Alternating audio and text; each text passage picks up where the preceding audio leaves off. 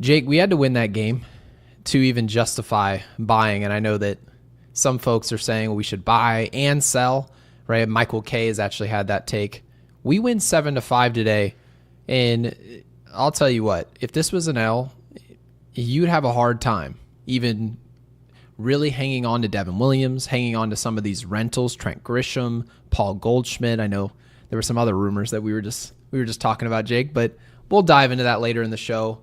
But anyways, Anthony Volpe hit a homer, probably the furthest home run of his career, if we're being honest. I've never seen him hit a ball 450. No. And technically, I mean, it was a beautiful pitch to extend the count, and he made him pay. The defense from Volpe today was very bad. He had 2 errors, and obviously, as you can imagine, if you didn't watch the game, Volpe's arm was a problem. It's a pool noodle, if you will. And we're not going to harp on him until maybe a little bit later in the show, but there was some good and bad, right? He was the hero and the villain. Cody Bellinger hit his 20th home run, and Jake and I actually were just talking about how expensive this player is about to be. How much money are the Yankees going to have to pay? There was also rumors that the Yankees potentially were shopping him, and we think, Jake and I both agree, that rumor is ridiculous. He is and I get it, technically this is a rental, if you will. We made the trade, Cody Poteet to Chicago, and he's got a player option. Well, if you play this type of baseball, it's a 1-year deal. He's going to be a free agent this offseason. So, yeah, technically in a rental position, but when you trade Cody Bellinger, if that ever were to happen, it's sort of eroding the relationship that you had. It feels a lot like they're trying to do the Aroldis Chapman, Gleyber Torres thing. Too much of a risk. I don't want to see it. Just extend Cody Bellinger. I think it's that simple. And Max Fried, if you looked at the score, you'd think he wasn't that good, but it was 6 2/3, 2 earned runs, and that's the key. 2 earned, 4 runs, 2 of which were unearned, 2 walks, and 9 Ks. And then, of course, Jake, the last thing I'll mention was the Duran. Minnesota's Duran, of course, their closer, the Hug News, which ended up being a lot of nothing. And I was scrambling around, texting reporters left and right. And it turned out it was nothing. It was absolutely nothing. But Jeff Passan, I believe, reported that the Yankees are expected to acquire a big arm. So that in itself means literally the Yankees will be buyers. So that is the good news here, Jake. That is the good news. That is our prompt. Yankees expected to get big bullpen name before deadline. Okay, who is that name? We'll figure it out. Maybe we won't. Maybe we will. I mean, I think we all know it's not going to be Clase after everything. He has had a rough week there. He even got taken out of our thumbnail because we're just like, well, that's kind of pointless at this point. But no, all jokes aside, today was huge. It really was for the Yankees. And I feel like a broken record saying this. We've talked about Yankees need to win this game. Yankees need to win every game. Like, the Yankees should just win the rest of the year, to be honest with you. But we know that's not going to be happening. However, how important was today's game? If you didn't follow around the league, Toronto is actually only 4 games up on the Yankees, which sounds insane. I mean, we're talking about people wanting to sell. Toronto has the best. No, hear me out. Toronto has the best record of baseball, and the Yankees are only 4 out of first place. Okay, so it is a reminder that, and I want to preface with saying this. I understand it. We go live every single night. We talk to you guys every single night. We're closer to the action than the people who just kind of go week by week. And you know something, Gary? A lot of people, when they're watching the NHL, they're watching the NBA, they're watching the MLB, they go week to week. And why? Because there's a lot of games. People have wacky schedules. I have to get up at 4 a.m. I don't have time to sit there and watch a full Yankee game. I can watch until the 6th inning. I got to go to bed. That's the way it is, right? But if you are with us every single night, right? Every single night, it's easy for us to sometimes get too close to the action. And I think that's, it's a good thing, but it can also be a little bit of a curse as well. And it can cause you to feel a little bit more wishy-washy and, react a little bit more suddenly because, it feels rough. I mean, when you watch every single game and you put so much effort into your fandom and, I mean, you're essentially reserving 7 to 10:30 every single night for the Yankees, well, pretty much your mentality, your mental state is being it's in the balance when it comes to the Yankees. A lot of people are having a hard time. They come home from work, they want a de-stressor. Nope. The Yankees are adding more stress to the table. So I think it's important to remember the Yankees are 10 up at home. They're 32-22. They're 58 and 49. They just gained a game on Toronto. Toronto got swept today by the Orioles. Thank you, O's, for doing that. Then they sent him Sir Anthony Dominguez, which we finally got one of those, clubhouse to clubhouse trades. Very interesting. He pitched the first game for the Orioles, and then the second game of the doubleheader he pitches for, Toronto. That's kind of cool. But point being, guys, you can get, a little bit overzealous on both sides of the spectrum. You can get way too excited about a win. You can get way too down on a loss. But at the end of the day, the Yankees, they needed to win today. They took care of it. There were a lot of really good things from this game. There were some bad, mainly Anthony Volpe's arm. But I think this was a big, important game because you have to overcome, the fact, look, first off, Brian Cashman didn't make a move unless, Gary, did you see anything? Because I didn't see Brian Cashman go out and get a high leverage reliever yet. So, no, nothing has happened. So technically speaking, either tonight late, and by the way, guys, if there's a trade, especially late at night, just know you're going to be able to look at your YouTube and Yankees Unloaded is hopping out of bed and we're going to be podcasting. And we hope that happens. Now, obviously, it's maybe preferred if they drop the trade now. We can talk to you guys here, but you just know based on this news, either Tuesday, Wednesday, or Thursday midday, you guys are going to see a big-time arm, whether it's Duran, whether it's Bednar. Now, obviously, the Bednar deal is more so of a package deal. There's maybe an IKF involved. Obviously, Hayes is not going to be, considering what we just did at third base. So the Yankees right now, you have to sort of look at it and say, is this Yankees team really great? The answer is no. This is not a great Yankees team. This isn't even probably a top 5 Yankees team of the last decade. But I'm going to say this about this team. The American League is horrible. You just mentioned who has the best record. Best record is that Toronto Blue Jays team, which we played, very well coached. They're not going to make mental mistakes. They've lost 4 games in a row. That Blue Jays team is beatable. The Dodgers are beatable. Across the way, the Padres, all of them have gone ice cold. There's not a single team, the Detroit Tigers, ice cold. Can't win a game. They're also looking at Bednar. So if you have the perspective, and this is totally understandable, of trying to look at the Yankees in a vacuum and saying, this is not a great team, therefore we can't win the World Series or we have just no opportunity to be competitive, well, I say, which team is it across baseball that you're genuinely afraid of? Is Toronto terrify you? Does Boston terrify you? Do you feel like these teams are unbeatable in a postseason series? I feel like if there were great teams out there and the Yankees were trying to figure out how to get up to that level, I would agree with a lot of folks about strictly selling. But you have to also look at your team. You need to look at the landscape. This landscape is pathetic. This is one of the softest. And you've also mentioned the strength of schedule for the Yankees is one of the easiest in baseball, if not the. The Yankees have to take advantage of that. And so obviously I did see it up in the chat. The Yankees gained a game and a half today. Toronto being a team that's not great, you can catch them. It's possible. And we were just asking that question about 2 days ago. Is it possible to catch them? And it's difficult to do it when you see 5.5, 6 game lead. But you got to remember, Toronto is still Toronto. Just a good team. It was 6.5 3 days ago. It's just a reminder, right. You can't get too high, you can't get too low. The MLB season especially, we're not even in August yet. We're not even in August. There's 2 full months after July. Like, we still get a full September and everything. So that's a big deal. But, Gary, I think the big thing, for me, is when you look at this team today, okay, Aaron Boone managed the hell out of it. I thought he did a fantastic job. What did you like about it? What I liked is essentially the lineup I thought was pretty good, right? Okay. So I like the lineup. I would have had Dominguez higher in the order, but that's just me. The lineup was good. Stanton not being in it was a little confusing to me, but I liked Rice being in there. Well, pre-game, Aaron Boone did weigh in on that, and he said that today was just his day. It was a part of the schedule. And that's actually part of what people obviously don't like. They don't like that there's a schedule. You'd like to show up to the yard. Stanton, though.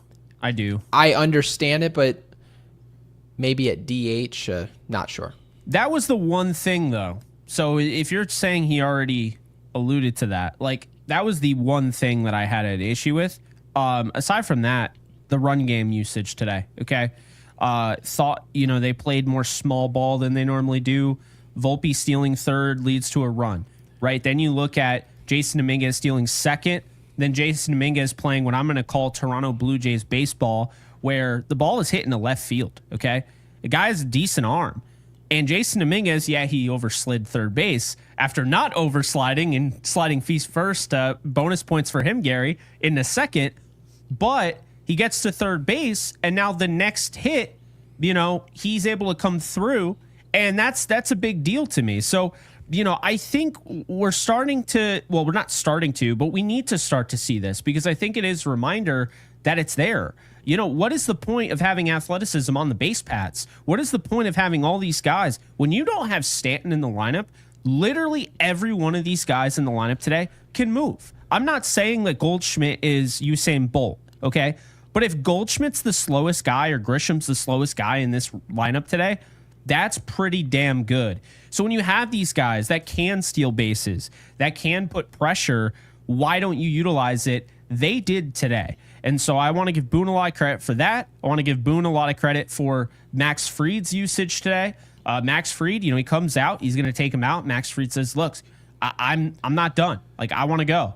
And then he gives up the hit. And that it is what it is. He puts in Which tells the story, by the way. If Max Fried stayed in that game, to your point, it means that Aaron Boone, at the very least, is introducing, right? A lot of people think he's not making decisions. Exactly. Well, when you walk out to the mound, if a graph says to pull him, he's pulled. There's no conversation to be had. So the fact that there was a conversation, that was a fluid situation, even if it didn't work, it's the premise. You're letting the humans figure out the game. Exactly. And hopefully that pans out for us long term. And I got to give him a lot of credit, because I'm not going to, I already was, but I'm going to give him more credit. How he didn't get thrown, I would have gotten thrown out. The first inning, when the umpire starts, he just wouldn't stop yelling over. It's like, dude, shut the fuck up. Like, what I'll say? Just be Can the I say umpire. something? This is the thing about Aaron Boone. I don't think the Yankees right now are in a spot in the season where they can deal with a message being sent by their manager, because that's what the whole beginning half is supposed to be about. If you're going to send a message and try to light a fire underneath players and say, well, the players aren't working very hard, or they're not, we need to get some we need to rejuvenate this group, then an ejection's in order, right? The old Bobby Cox special. But if you're going to go out there and your team is 4 games back, and at the time you were 4.5 games back, you can't get ejected and risk maybe a mistake being made late in this game, maybe how Loaizaga's being used, maybe they try to extend him. You never know who was used where if Boone's not in that dugout. And I just think right now, that's part of the good job that he did, was finding a way not to be ejected, because I understand the premise. When an umpire is dictating the game in your opinion, you want to be heard. You want an explanation. That's completely justifiable. But when we're talking about the Yankees, this Yankees team is not good enough to not have their manager sitting in the dugout. Completely agree. And at this point, could you have a gripe if we were up 6 to 7 games and you're pissed off? 100%. But if we drop this game, you're probably talking about, how does the momentum look at 4.5? It doesn't look quite as good. And you start flexing it to 5.5, 6.5 again. Maybe one game is all you need. Because right now, I was sort of projecting where the Yankees seem to be falling in this whole trade deadline, is that 88, 89, 90 wins, there's not going to be a runaway. There's no runaway team in this division. Toronto's probably going to win 90 games. We're likely to win 88 to 91 wins. So you need to look at that and be honest with yourself. Can I afford to be thrown out of any one of these games? Of the 55 remaining, probably not. And that was Boone stepping out of his comfort zone, because normally his comfort zone is, I'm going to snap back. And I actually like that about him, but that was really, really smart, I thought. And the umpire is wrong, when David Cohn, who always has a lot of respect for the umpires, will always be like, yeah, but you got to know when to. No, he today was like, as an umpire, you got to be cold. You can't be hot. You can't come out. The game just started. You can't be, he wanted to toss somebody. And that's the thing. He was terrible today. He was absolute dog shit. He screwed Max Fried on a bunch of calls, and who knows how long Fried goes if he doesn't get screwed on those calls. But the thing I can't stand, and that's why I'm giving Boone credit, is that he immediately went out of his way. Okay, somebody said something in the dugout. Normally they can do that, and then, they get a little bit of a glance, right? He's like, he says his piece. He says, all right, stop it. I want to hear it. And then he just keeps saying it. And there's nothing that drives me more insane when somebody's already made their point and they have to keep like rattling it off. It's like, all right, go. Like, I would probably say, by the way, like, I can't stand that. I would probably say if you're going to eject somebody in late July or you're going into August or September, ejections should be by committee. I actually don't think one single umpire should have the authority to impact a game. Now, mind you, the calls are one thing. This is the human element, and it's technically it's what they signed up for. It's their job right now, and they're doing their best. He's not screwing calls because he doesn't like Max Fried. He doesn't care about Max Fried. He doesn't care about me. He doesn't care about you. None of us. The reality is he's making a call. He's making a judgment, and then people hate the judgment. They don't like the judgment. They think it's incorrect, and obviously replay showed it was incorrect. But he doesn't get to see the replay back there. He lives in his own reality. So having said that, you have to deal with that. And by the way, the Yankees and the type of baseball they've played, ton of self-inflicted errors. They've lost themselves so many games this year that you kind of got to show up to the yard. The umpires just got to be out of your mind. You need to make adjustments based on what the umpire is doing all day. If he's inconsistent, expect inconsistency. And you're going to have to find a way to make margins somewhere else. And I get it. When we're sitting here talking about May baseball, right, all that, baseball early on in the year completely makes sense to me. We'll talk about the umpires. But for me, the Yankees right now, they need to be solely focused on themselves. And right now, the Yankees are focused on the deadline. And according to Jeff Bassan, that's a big arm. Is that Duran? Jake, you predicted it was Duran. And we were saying earlier that, we were on hug alert, all this stuff. Brian Cashman, at the very least, based on these reports, those big prospects, we're not talking about George Lombard Jr., obviously we're not talking about Spencer Jones, but when you are talking about these relievers, if Duran and Helsley and all these guys are, at the disposal of the Yankees, they've got to win the bid. Well, in order to do that, you're talking about Ben Hess, you're talking about Cunningham, you're talking about real prospects in the Yankee system, whether they're highly touted or not. Pereira, potentially, JC Escar, obviously off of our big league roster. It's going to be interesting because it's just so difficult for me to believe that the Yankees are going to be going after a big-time arm because I just haven't seen them make a trade with a player with big-time control. Obviously, they did so with Jazz, but Jazz was more of a depreciating asset that by baseball was seen as an overrated player. If you guys all remember, voted most overrated player in baseball. Meanwhile, Duran, on the other hand, on the market, we're not the only team that wants Duran. Helsley, we're not the only. I saw it in the chat. We're not the only team that wants him. Bednar, we named you 4 teams, Detroit being one of them. So it's going to be interesting because Brian Cashman, more than likely, is not going to be able to trade the prospects he simply wants to. He's going to have to go out there and win a bid war. Yeah. I mean, you said it best. And Alex Reyes with the super burned into the OLED screens out there. Sorry, guys. Appreciate you, Alex. Jasson is becoming a valuable player. He absolutely is. He's a very good player. Obviously you'd love to see the power, eventually the profile come into its own. But, in the meantime, he has really good bat to ball contact. And then you look at just his ability on the bases. And that's where the athleticism is there. And I can understand why the Yankees don't want to just pull the plug on him in left field, because if he could theoretically figure it out, he's got the athleticism to be a very, very good defensive player and a lot of range. So yeah, unfortunately, it's not the only. That's the only thing that goes with playing outfield. There's reads. There's all types of stuff, which you already know. There's so many things that have nothing to do with athleticism. His best chance is to play alongside guys like Grisham, alongside guys like Bellinger. If he ever had a shot playing next to Bellinger, I think Bellinger is going to be, if he ends up making in the outfield, Bellinger's a big reason. I do think there, it does get overrated, and we've talked about this in our conversations off air about just other sports, right?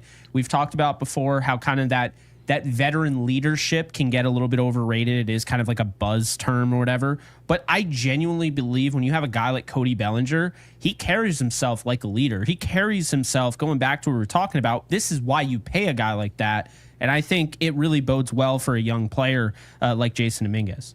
Yeah, I mean, Aaron Judge, if Aaron Judge was our center fielder right now, how much does he help? Mind you, we looked at his numbers in center field, and a lot of people are like, Aaron Judge can play a great center field. No, he can't. No, he's not. He's not playing a good center field. He can play it, but is he at the quality of which we saw him in right field? No, that's his home position. That's a major reason why we wanted to move him. It was so attractive to move him back to right field. We did so, and you bring in a Cody Bellinger. Well, Cody Bellinger can play left and center field, regardless of what you need. So if you've got an Aaron Judge out of position, and then Jasson Dominguez is manning the most difficult defensive spot that we have at Yankee Stadium, how would that help him? He's got to get out to the gap now. You can't rely on your center fielder to be laying out. That's Aaron Judge. But when it's Cody Bellinger out there, Trent Grisham perhaps, now you're talking. Yeah, and Ninja Hot Dog, we appreciate you. Love the dog as always. DFA Volpe, I don't care about the home run. Goldie also can't catch. The home run did not win them the game. It just gave them an insurance run. So if you want to feel a little bit better about that. But the home run was cool. Look, I want Volpe to work out. I do. I know it seems like I'm dunking on him. He's 2 for 4. He had a home run today. But right now, he leads all the majors in errors. Okay, he didn't listen to a damn thing A-Rod said. Did you hear what A-Rod said? He was like, if he could just stop trying to be a 30 home run guy and he can kind of hone into the contact game, he would be so much better. And since then, Volpe's like, oh, I got to hit 30 home runs in 50 games? Bet. And just hold my beer. Like, he's got more home runs than singles since the break. It's crazy. It's just, it's a total buy. And mind you, we're not going to sit up here and tell you guys he had a home run today. We would have rather that have been a single. It's more so the approach and obviously more so the macro. 100% right. I totally agreed with his point. Because you don't need your shortstop to hit a ton of home runs. You need your shortstop to get on base. You need your shortstop to walk, as you said the other day. You're like, or first and foremost, we need our shortstop to not lead the league in errors. Hitting a home run today was awesome. Yeah. The first thing, the prerequisite, before you even step up to the plate, if you're going to be the shortstop of the Yankees, we already know we're walking into October baseball. So what does that mean? It means pressure. Well, when you get Max Fried up there, you get Rodon on the mound, you get Luis Gil on the mound, and they induce a game-winning double play ball or a double play ball to get you out of a jam, and you can't rely on your starting shortstop to just make simple pitch and catch. Well, I'll tell you right now, that doesn't bode well for New York. Now, mind you, you can say all this while acknowledging Anthony Volpe hit a ball 452 feet today.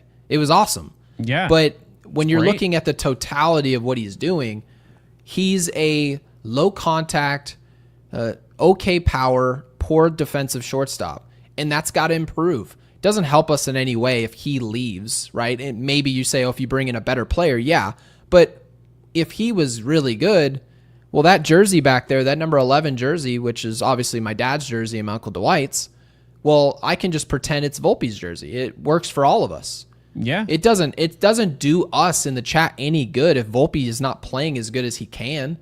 How does it help us? Of course it doesn't. So we're all rooting for it. I think A-Rod absolutely has a point that a player, especially with his body style and his speed, you were mentioning his speed is somewhat showing up analytically now, you would like that part to be, playing a bigger role in his game. But right now, obviously, he's more of a power bat, and we're just going to have to accept it when it shows up. Yeah, it's frustrating because, you see a player that's really worked on his chase rate, right? He's actually become very good at not just swinging outside the zone, expanding the zone. But it's been the issue. I mean, what was it? 0 for 30 on fastballs or four-seam fastballs, whatever it said. That's not wild. Great. That I know. That I don't even know what that even means. Like how? But anyway, enough about Volpe. I love this next super chat, by the way. So we'll read Brian's. Yeah, Brian says Volpe is an arsonist. So Brian, yes, Steve-O, Dwight Gooden. That is my great uncle. And Guy, thank you for the 5. Thank you for investing in Yankees Unloaded. And before I read this, make sure you guys subscribe to Yankees Unloaded. We have just eclipsed 8,500 subscribers. So for those of you who have been around for a while, you know we're growing very quickly.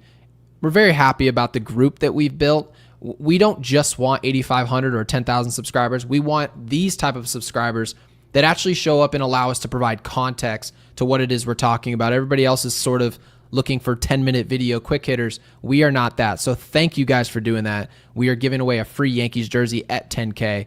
Guy says, was Jones, and Jake, you text this to me this morning, was he in right field today? Was that a ploy? Will the Yankees blow an entire year pre-arbitration of Spencer if he gets 130 at-bats? Wells, Dominguez called up in September as well. Jake, your prediction was that Spencer Jones, and let's just to refresh some people's memory, you said he's going to show up in September.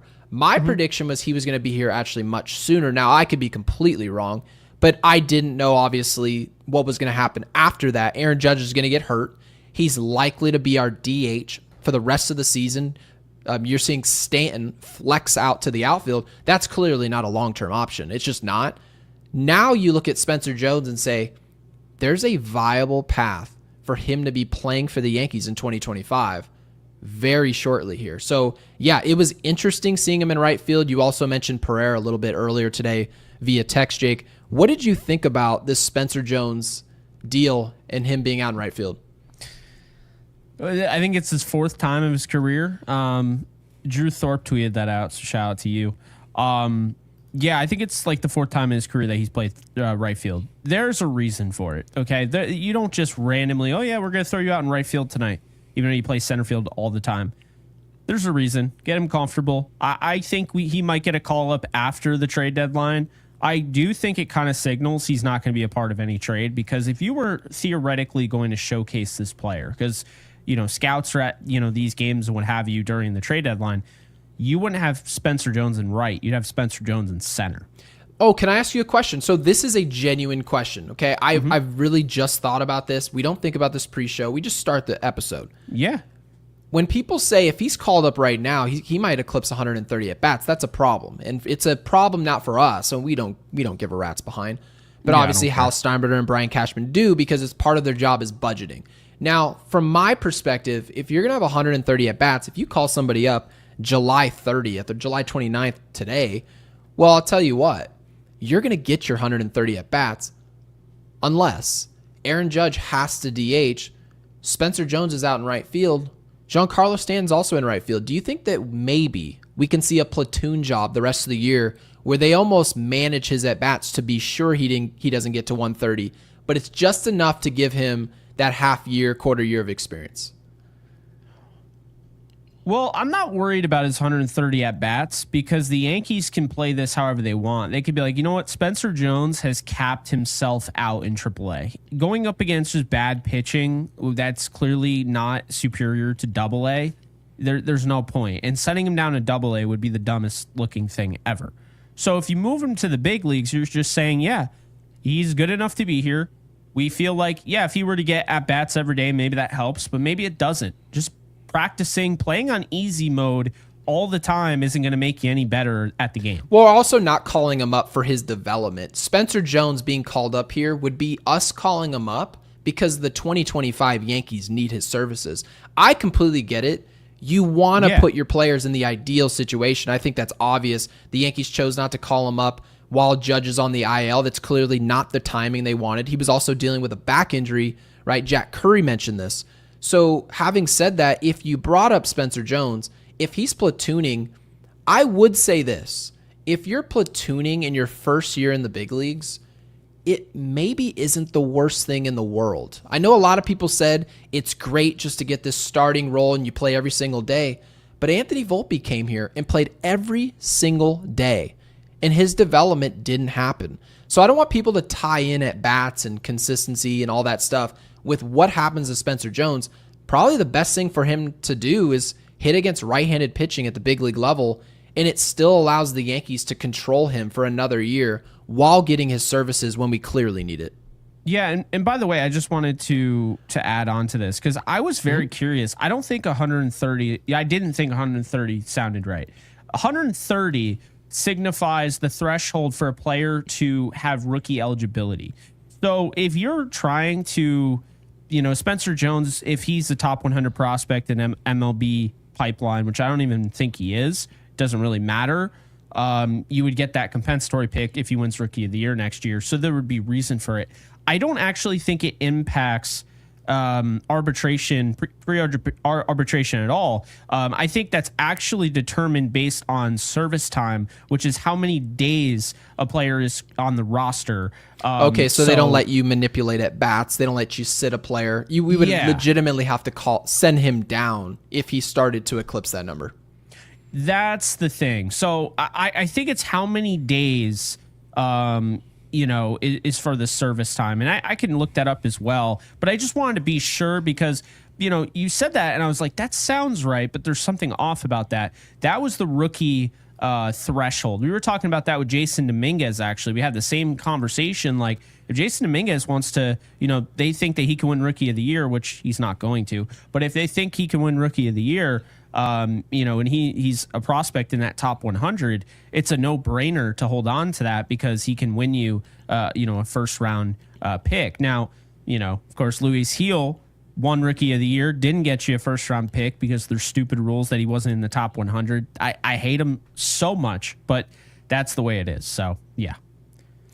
All right, well, yeah, because I'm looking at this and I'm thinking I probably could use Spencer Jones on this team. And I understand it. Yeah. He could come up here. The strikeout rate could become a problem. Hitting in AAA and AA, it's just not the same. It's not. But you know what? Every prospect deals with that, right? Jack Caglione was so good they didn't even know what to do with him in the minor leagues. He looked like what you're seeing from Spencer Jones. He looked like that all year.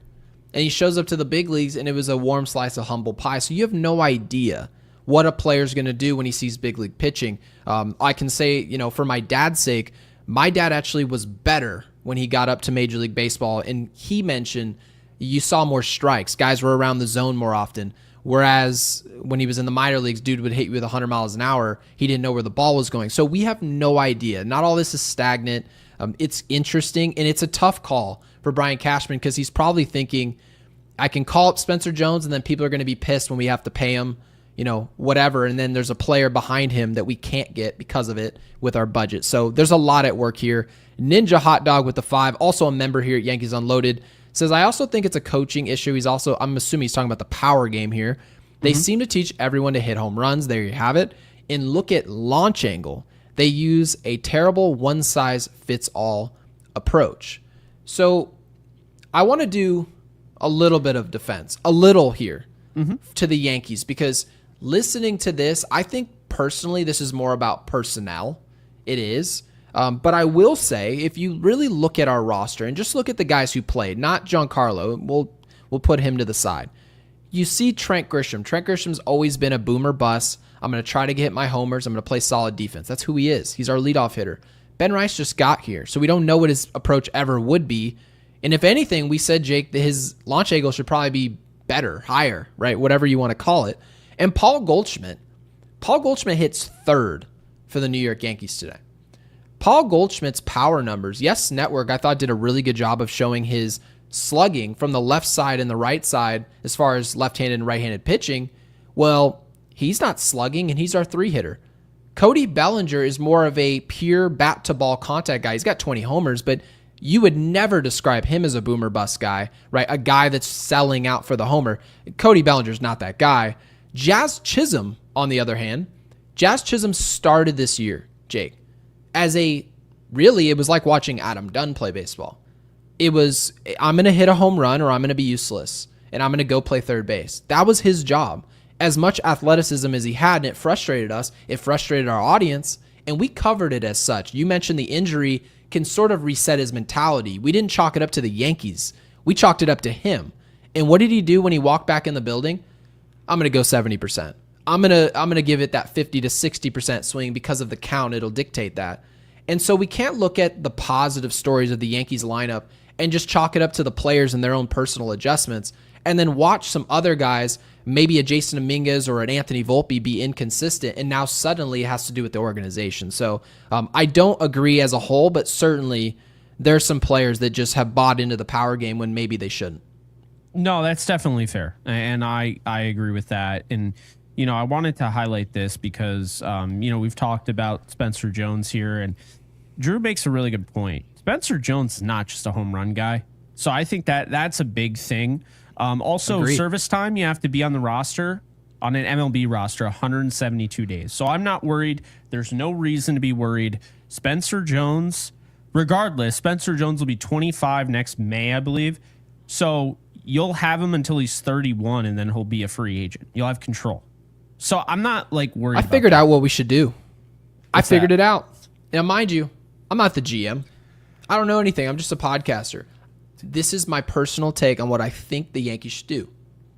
Looking at the team, I'm looking at Trent Grisham, right? I'm looking at Cody Bellinger. I'm looking at Spencer Jones, who's in AAA, currently playing right field for our AAA team. I move Cody Bellinger to first base right now. And I'll tell you why. Cody Bellinger is my first baseman, and you have to look at it from a standpoint of, well, where does Ben Rice go? Catcher. You've been talking about the numbers for weeks now. He's good enough behind the plate where we can get the bat in the lineup, but also it frees up first base for Cody Bellinger full time. Now that I have him in the regression of Paul Goldschmidt, if you want to sell on him, you can. You want to leave him for depth, he's an expiring contract, by all means. But you've opened up an outfield spot by moving Cody Bellinger. It's the whole reason we were attracted to this deal anyway, is he allows us to flex a player over to first base, opening up an outfield position. Why did the Yankees want to do that? Well, most of their prospects they really like to be ready soon is Jasson Dominguez and Spencer Jones. The best way to get both of those guys in the lineup every day or often as you want is to move a player who's high performing to another position of need. And I think Cody Bellinger moving to first base makes a ton of sense. It allows Ben Rice personally to play more times than not. And then if you really want to believe that Austin Wells is a great catcher, then I guess you can have he and Ben Rice split time. But for me personally, I like Ben Rice more than I like Austin Wells. So that's what I go with. That's my alignment. And it also, if you really want to, you can sell on Trent Grisham in that instance, just as Drew is saying, and you can go get a reliever. So that's all the moves that I would do. Are they going to do it? No, but it's my way of being creative. Yeah, our guy John Morosi actually just tweeted out, heard tonight if the Padres trade a prominent pitcher like Dylan Cease or Robert Suarez, their preference is to acquire an MLB left fielder and or catcher in return as opposed to prospects. So they do not want prospects.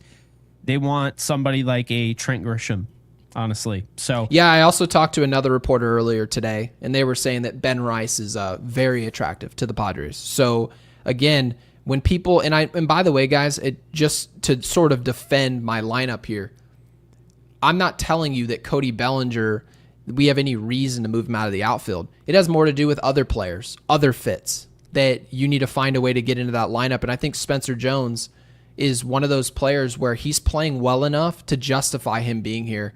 And how do I do that? Well, I flex one outfielder out of there that I know can handle it. That's someone who's going to give me plus defense wherever he goes. That's Cody Bellinger. Cody Bellinger was drafted as a first baseman. He was a Gold Glove first baseman. I don't believe he was voted Gold Glove, but he eventually won it out in right field. But you get the point. We are going to be good enough with that alignment. And so, yeah, it seems like San Diego is really inching towards trying to take our professional players off our 26-man, which I don't love. But I guess it's all dependent, Jake, on who goes out the door. that is true. And we got Christian Brown here, who went up against Jeff Hoffman, who has been brought up on this show before. So shout out to Christian Brown. But yeah, so I wanted to touch on a different topic here. Well, okay. Actually, you mentioned Ben Rice, so I'll mention this. I sent you a bunch of texts throughout the day. We just kept getting stuff to talk about. It was we knew this was going to be kind of a wild show. Brendan Cootie, some discussion earlier this year between Ben Rice and the outfield coordinator, Luis Rojas, about whether Rice could play the outfield. Rice shag fly balls a little bit in the minors. Yanks haven't tried the idea out yet, though. So that's something to keep an eye on as well. if they try to like balk at this decision with Giancarlo Stanton. So it is interesting. It does feel like they're trying to get Rice involved more. They're trying to put him back because for a while it felt like Rice would just go 4 games without being in the lineup. So now it just seems like there's more of an attempt. And you could say part of that is, Aaron Judge not being in the lineup now becomes more readily available. But it was happening before that. So I think that's something to monitor. But now we can really discuss this because it is really fascinating to me. John Morosi also said, the Yankees remain engaged with the Marlins and D-backs on possible rotation upgrades. The D-backs have rentals Zach Gallen and Merrill Kelly, while the Marlins have controllable trade candidate Sandy Alcantara and Edward Cabrera. Alcantara has gone 12 straight innings without allowing a run. He is pitching well. Edward Cabrera, on the other hand, is a guy that I've wanted for a while now. And I feel like since the day I met you, I think maybe the first day I met you, you were talking about Cabrera. I always, he was one of my sleeper guys because he hadn't quite emerged yet, but I always loved his stuff. And so he's a stuff guy, right? He's not going to dominate you as far as like velocity and everything. He's not going to throw 103 or anything like that, but he's somebody that's going to hit you. He's got a nasty slider, nasty curveball, uses those two in combination, and you're looking at a guy with 3 years of control. So when I saw this, I got excited because I think Edward Cabrera makes a lot of sense for the New York Yankees. He's a young pitcher, 27 years of age. This is somebody that gives you, some wiggle room there. Now, if you acquire somebody like that, because see, we keep hearing how they're going to go after this guy, they're going to go after this guy, they're going to go out, whatever. Why would they just get, we heard 2 starting pitchers from somebody, okay? They were saying they could get 2 starters. They could get Merrill Kelly and Zach Gallen. Why would they do that? Well, makes a lot of sense.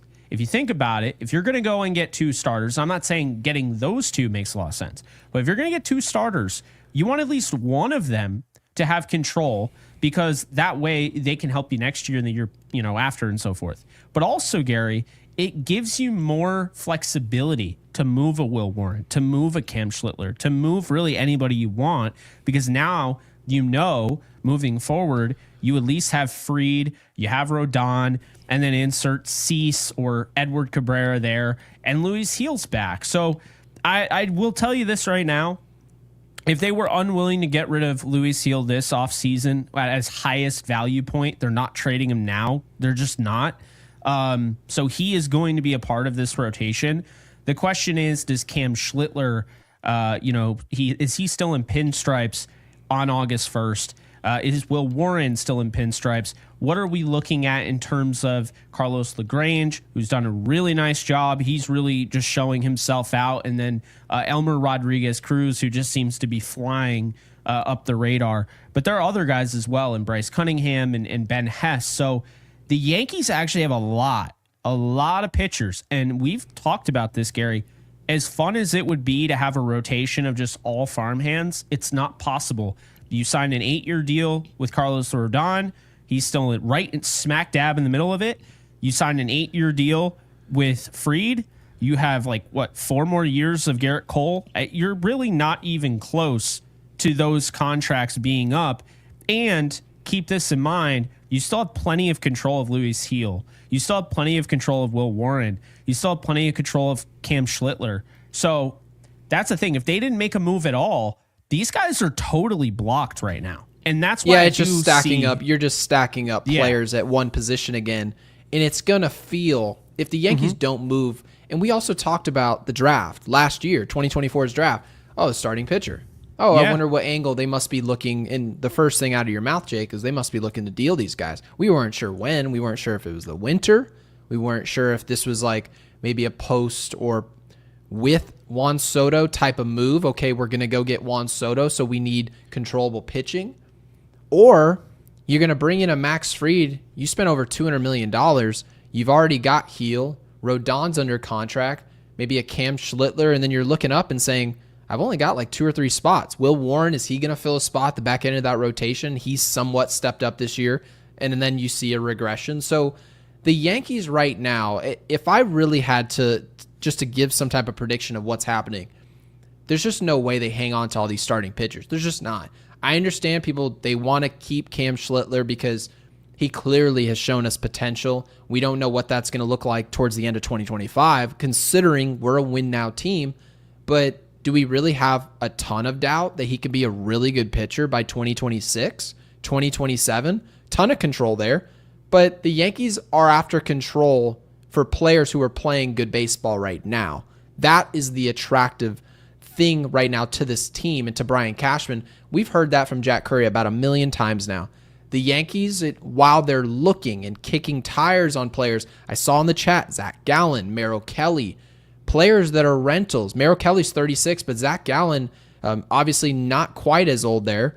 But when you're not getting control, the Yankees are not surrendering a Michael King-like package. They did that one time, and they're going to do it one time only. I'm not going to say the Yankees are looking to learn from their lesson. I think they're going to look at it and say, you wanted us to take our shot right there at the last second. We took it. We thought we can win the World Series. We got to Game 5 of the World Series and lost. So, yeah, you bring up Edward Cabrera. This is a player, by the way. There are going to be a lot of people who look up and say, that dude's got a 4.34 ERA. And then I see a 4 again. But then you see him fluctuate into the 3s. The Yankees do not overwork ERA. They just don't. They don't look at that number and say, oh, that's who that player is. Just the same way that Houston didn't look at Garrett Cole and chalk him up to a 4 ERA pitcher. Garrett Cole at the time clearly had ace stuff. He was clearly going to be an ace for a team. And so you look at that and say, well, what can we do with that player? Who is Edward Cabrera in pinstripes? Who is Edward Cabrera? Who's a Sandy Alcantara, who, by the way, I don't want? Who are these players? Who is a Duran with Matt Blake at the helm? What does that look like? And so keep in mind that's what the Yankees are really trading for. Fernando Cruz along the same lines. If we were getting Fernando Cruz from last year's team in Cincinnati, that's a player we probably want DFA'd. We don't even want on this roster. But Fernando Cruz, we're waiting on him to get healthy because of what the Yankee staff can do with talent. And so Edward Cabrera has no shortage of talent. I think he can really be somewhat of that move, Jake, that you've talked about in Philadelphia. His name eludes me every time we talk about him, but he added a pitch. What's his name? Yeah. Oh, damn it. You had it, didn't you? I had it, and I was like, no, I know who you're talking about, though. You're talking about Jesus Luzardo. Yes. Thank you. So if they were getting Jesus Luzardo, Miami Marlins version of him, funny you say that. That's not very good. It's really funny you say that. So look at I want to show you something. I actually think he'd be a huge addition. Like I think he would absolutely flourish with the Yankees. And here's you love it. Love it. No, we did not. Oh, you're lying. You're lying to me. Wait, hold on. Did we just make a trade? Damn it, we're in the era now where we're gonna get comments and. I'm not even going to allow people to get me hyped up. Did we just make a trade? I'm not seeing anything. I'm not seeing anything. I just saw an AI image of Anthony Rendon on the Yankees, and I don't think I'm ever going on X again. Okay. I don't see any trade. No. We don't buy it. Yeah, that happens to me, dude. That happens to me all the time when I'm doing my Rams videos. So trust me, it's annoying. But also I was live when they traded for Stafford. So it. Oh, were you really? Yes, it does. And I was not even talking about the Rams. I was talking about the Senior Bowl, and they traded for Stafford. But the thing is, you're gonna see that. You're gonna see people do that, but you're also gonna see people who actually break trades if we're live. So. You gotta trust in the comments section. Just take everything with a grain of salt. Check it, and then if it's not, it's like all right, we move on. So Yankees for life. You're banned. You're gone. No, I'm kidding. I'm kidding. I'm not gonna ban you. So the thing that gets me really excited about this player, right? I already mentioned 27 years of age. I already mentioned 3 years of control, including this year, of course. He's got a body to last. And you know what I mean by that. 6'5", 217. Like, Yankees, they started focusing on that more. You saw with their draft picks of Ben Hess. You saw with, Wait, you don't want any more Marcus Stroman bodies, the 5'6", 180 pounds? Nope, definitely don't. Look at the breaking run value right there, 98 percentile. But do you see the fastball run value, by the way? This is exactly what Will Warren's savant page looked like. Do you remember Will Warren? His fastball was just downright atrocious. And they were saying, like, the analytics don't even tell you the story of how bad his fastball is. You fast forward into 2025, and they fixed his fastball. That's actually been the biggest progression to his game. We maybe can fix that fastball in New York. I agree completely. And I'm actually going to add on to that. So the thing that gets me excited about Cabrera is I just think, sorry, Marlins, I think they have the worst development team I've ever seen. They are a marketing company. That's what they are. They're like, oh, yeah, we're going to trade everybody and not win a damn thing. Gone are the days of Gary Sheffield Marlins. They are not that anymore. They are not winning a World Series anytime To be soon. fair, they did trade the hell out of that roster the second the team won the World Series. So I don't want to give them too much credit. Well, that no, I know that's the problem. It's always been that ownership that's just like, I don't want to pay anybody. Let's trade everybody. I don't know. They get bored. So look at this run value. This is where I want to show you. Okay, this fastball is awful, right? This can be fixed though. Actually, it's a lot better than last year. But this, look at the curveball. Look at the slider. When I watch him throw these, I see the exact same thing. Okay, but here's the thing. He doesn't throw either of them the most. He actually throws the change the most. I think he's getting bad information, Gary. I think he is getting bad development. And I think if you were to put him on the Yankees with Matt Blake, this could be solved very quickly. You know how? Throw your damn slider more. What did they do with Fernando Cruz again? They were just like, oh, yeah, that one pitch that you're just dominant with, yeah, throw that more. Sometimes it's that simple, guys. When they say analytics, it's not always a bunch of Kyles pulling out a calculator. It doesn't have to be that. It could be as simple as, okay, the guy's got a four seam, a sinker, a slider, a changeup. Hey, your changeup gets hammered. Hey, why don't you throw that less? Sometimes it's as simple as that. Well, just recognizing what's working and what is not, and the analytics can help you determine what's working and what's not. For Edward Cabrera, this is a guy the Yankees probably aren't going to just say, hey, stop throwing your fastball. He's a starter, but they are going to probably make some tweaks. Maybe you throw a sinker more often. Maybe you work in a cutter, right? And you see that obviously with Max Fried. You see actually quite a bit. You see some four-seam fastballs, and they don't call it a cutter. It's a cutter. So very interesting. I love this. You know what I mean? I don't know. It's a good question. Like I just showed you the run value, right? Look, I mean, look at this. The slider's right there. Why is he not throwing that? A 194 batting average against. Now, obviously the curveball, but again, why is he throwing the changeup? Which it's not bad, but he's throwing it the most when it's not even close to his best pitch. I have it right here. So where would he be in the rotation, by the way, if we brought him in? Number 3. He'd be our 3. Because Luis Heel, when fully healthy, fully revved up, he's 3. But Edward Cabrera right now is fully revved up. He's having his best year of his career, and I think he'd be better instantaneously on the Yankees. I really do. Well, I think everyone knows that. I think even the Marlins know that, which is part of the reason why you see a player like Edward Cabrera. He's been a part of rumors for 2 years. Yeah. And part of the reason why you don't see those trades is because some of these organizations know we're not the best thing for this person. We're not the best thing for this guy's development. And Alex says, you know what, Gary? Not every team has access to the elite, advanced, cutting-edge analytics the Yankees have access to. Yeah. What would we do without Alex? Nothing. What's funny is Michael K brings that stuff up, and it sounds so ridiculous, and it's so true at the same time. It sounds ridiculous. This is a good question. What would they have to give up? Let's check. Do you want to go ahead and take a look at that? We can absolutely do it. We're not going to dive in and make this the Edward Cabrera special, but we absolutely can discuss it at least at the surface level. And I would say the Yankees probably, if you're talking about a player with control, you're talking about the top of your system. And I'm not talking about Lombard. I'm talking about it could be a Ben Hess. You're getting something really good here. And it's controllable through 2028.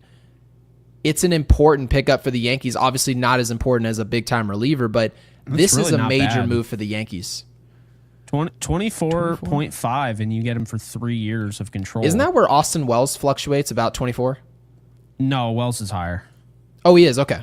Yeah, Wells is I wasn't 35. sure where he was. Yeah. 35. Okay. He was a lot higher. Wells is like in the 50s at one point. Now Jazz has worked his way into the second spot. Lombard Jr. flew up here. Spencer Jones got some more. Yeah, so, I mean, it really depends. I mean, would the Yankees trade Will Warren and take a bath, essentially? I don't know. My thing is the Marlins aren't going to want Will Warren. They're going to want prospects. They're not going to want Jasson Dominguez. They're not going to want Anthony Volpe. They're not going to want Ben Rice. I think they want prospects. And so obviously if Spencer Jones is off the table, you'd probably have to trade somebody like a Bryce Cunningham here. Pretty good value. Probably they'd want LaGrange is probably in there. LaGrange is probably in there. You're right. Well, I don't know. It really depends. I think the Yankees would probably be like, you get one or the other, and then you can get Rafael Flores, or you can get somebody like, where is he? I don't even know where he went, but he disappeared. He's already been traded. Yeah, Pereira. I was gonna say. I mean, I think it'd probably be a 3-player trade. I wouldn't be surprised if they traded Chase Hampton. And there you have it.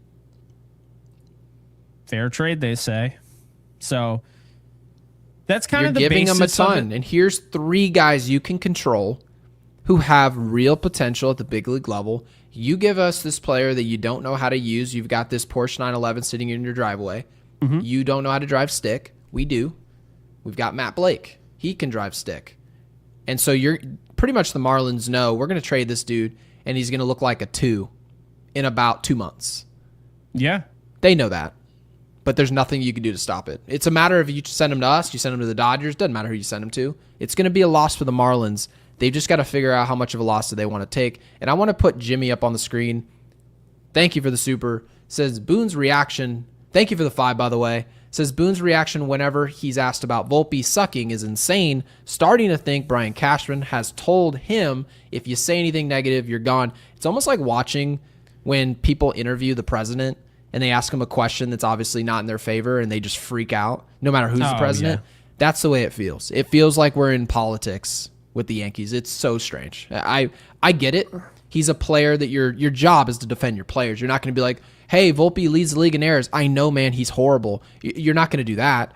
But at the same time, there doesn't need to be such a reaction when reporters are just doing their jobs.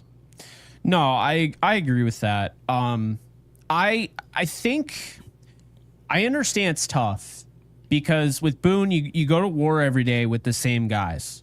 And you see the preparation and you see what Volpe's put in and you know he's a young kid and you get that. But, you know, are you going to go down with the ship for Anthony Volpe?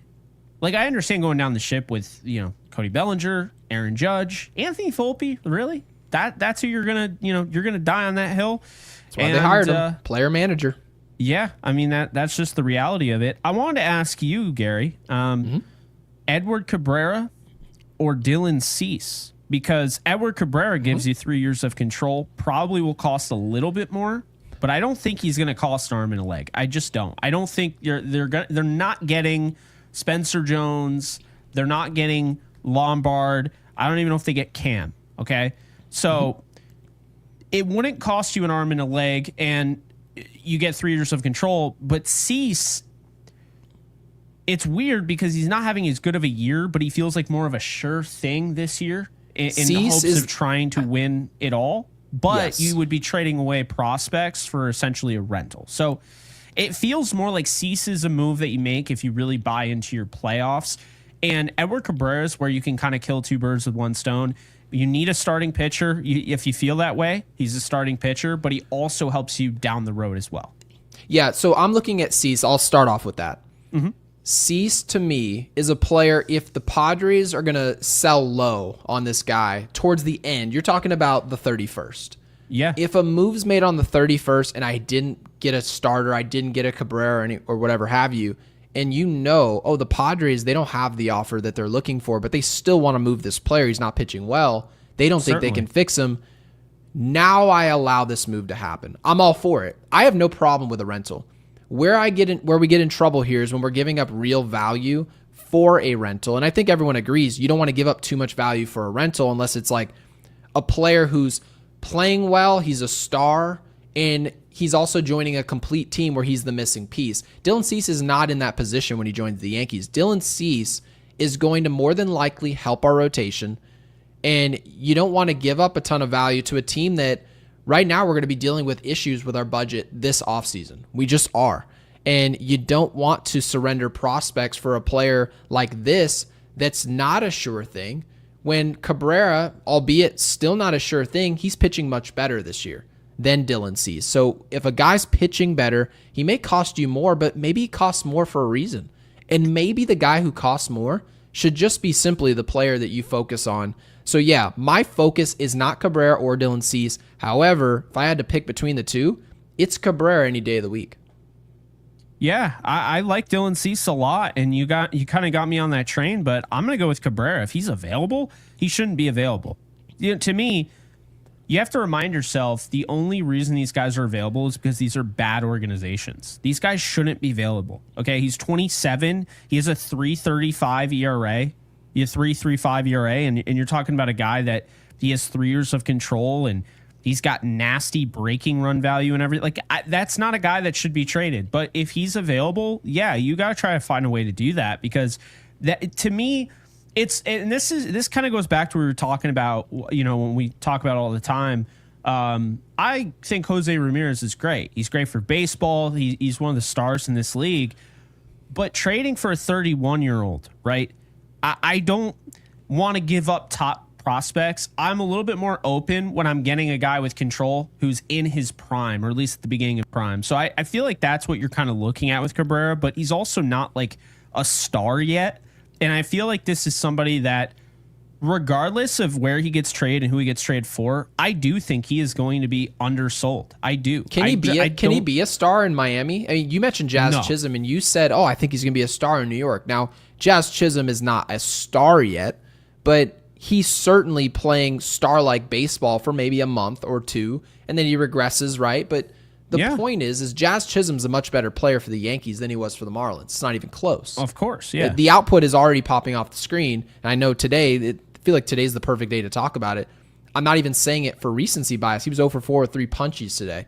But Jazz Chisholm was never going to reach his potential in Miami. He knew that. They knew that as an organization, and they thought about that on the trade market. And Cabrera's probably the same deal.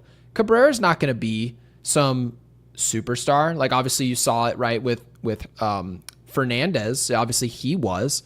But for the most part, Miami's not really developing superstars over there. They're just not. No. They almost just seem like a farm system at the big league level, just sort of all traveling, Delta, first class, all this stuff. But they're not really trying to win anything. They're not anything. They're harboring talent, and then eventually they deal it away, and then there's some other random player that goes 97, and you hear about them again on the trade market. It's unfortunate. I always root for these teams to be able to keep their talent, but when we're in the position we're in, and there's a player with 3 years of control, Jake, you said he probably shouldn't be traded. I would actually argue perhaps he should be. The Marlins, the best time to trade a player is when he's actually starting to rise up in value, and you don't really have anything to do with him. The Yankees are going to pay a big price for this player, and rightfully so. I have no problem with that, so long as it doesn't hurt our potential to go get a Duran, to go get a Bednar, any of those key assets the Yankees clearly have to acquire. So if you can go get a big-time reliever, I would argue the Yankees clearly need 2. They just do. And you turn around and Cabrera's a Yankee and you have control for 3 years, you bring in a closer who's got 3 years of control in Duran, that's a killer deadline. None of us should be complaining at that point.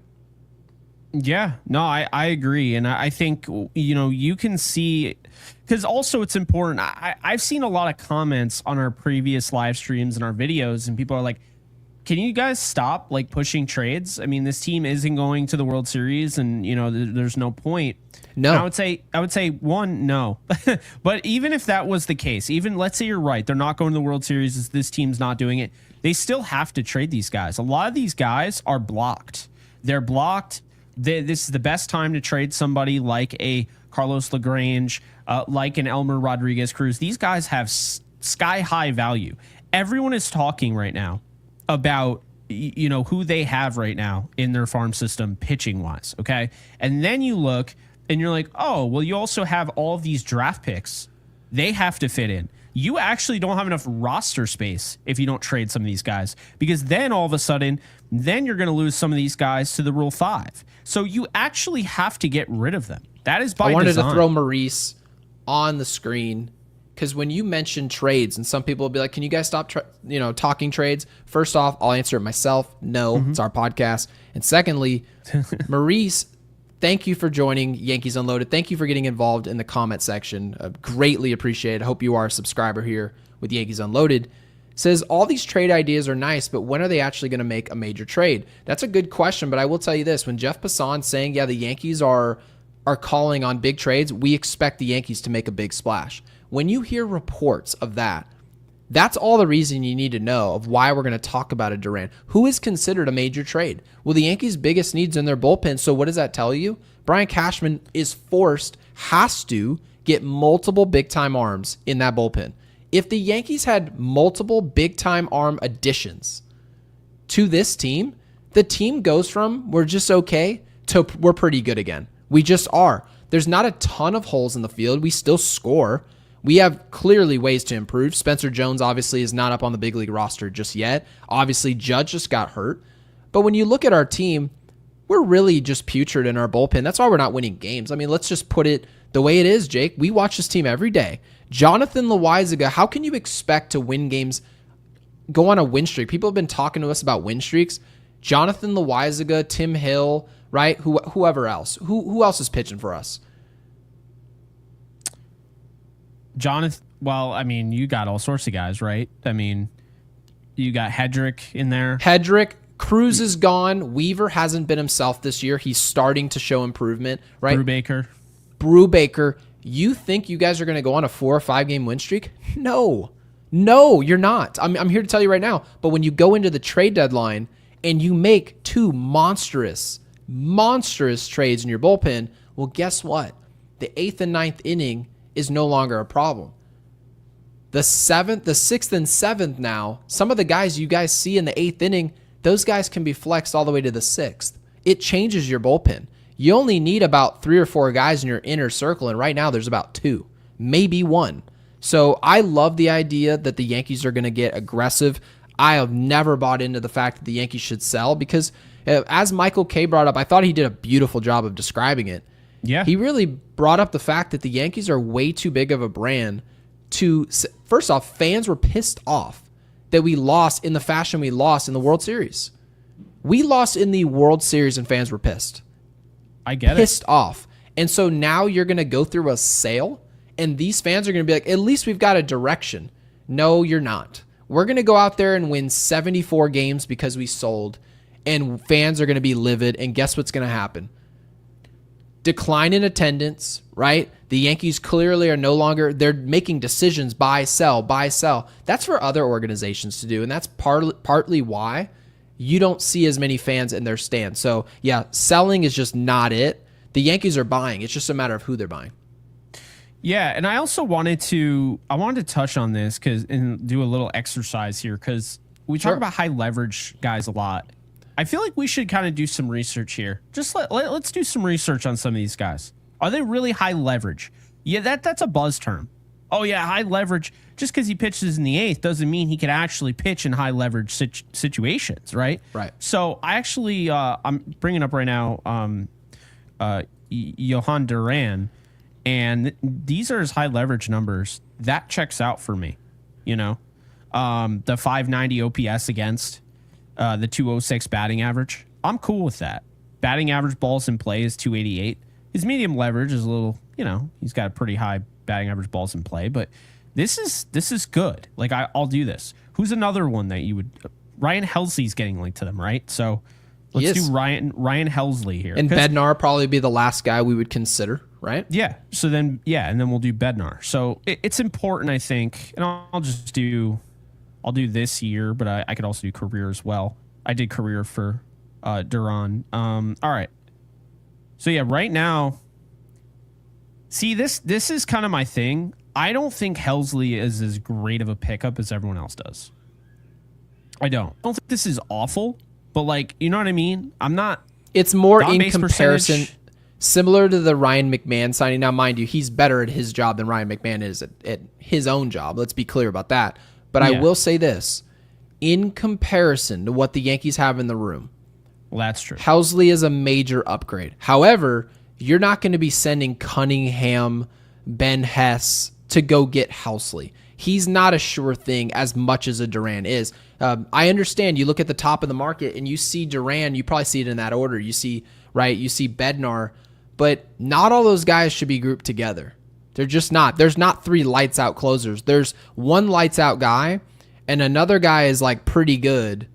I mean, Housley's good, but he's not monstrous. Bednar I have in the same conversation. I think Bednar is a very good pitcher, but I don't look at Bednar and he doesn't instill fear into me. There's clearly a gap there in talent. No, I tend to agree with that. Okay, so high leverage here. Would you agree that Duran is Duran the only reliever that you would trade big prospects for, or do you think there's multiple for you? He's the only one. Look at Bednar in high leverage. I would agree. I don't even know if I want Bednar anymore. What the hell? What is that?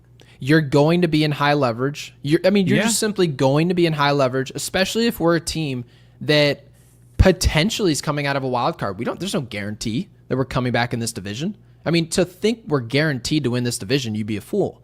We may be trying to go on some wild card run where we're left and right in high leverage.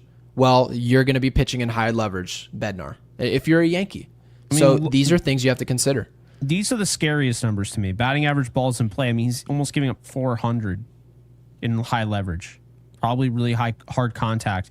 Ted Williams when the ball's in play. So I love when you do that.